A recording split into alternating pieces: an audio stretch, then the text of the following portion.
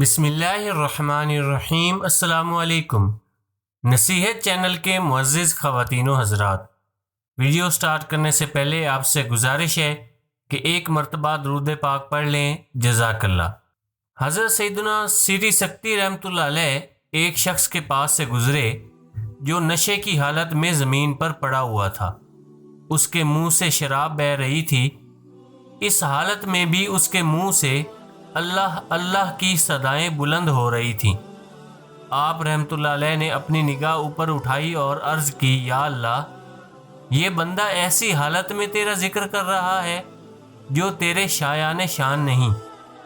پھر آپ رحمۃ اللہ علیہ نے پانی منگوایا، اس کا منہ دھویا اور اس کو چھوڑ کر چلے گئے۔ جب اس کو ہوش آیا تو لوگوں نے اسے بتایا کہ حضرت سیدنا سری سکتی رحمۃ اللہ علیہ تشریف لائے تھے، تجھے اس حالت میں دیکھا تو تیرا منہ دھو کر چلے گئے۔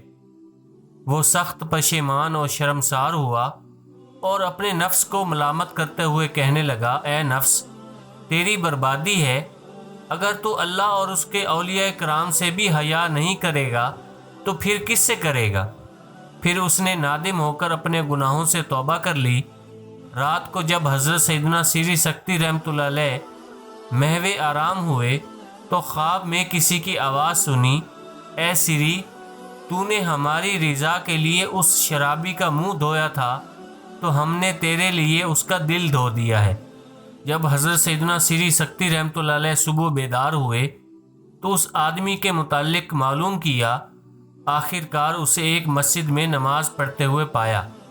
جب وہ نماز سے فارغ ہوا تو آپ رحمۃ اللہ علیہ نے اس سے پوچھا، اے میرے بھائی، کیسے ہو؟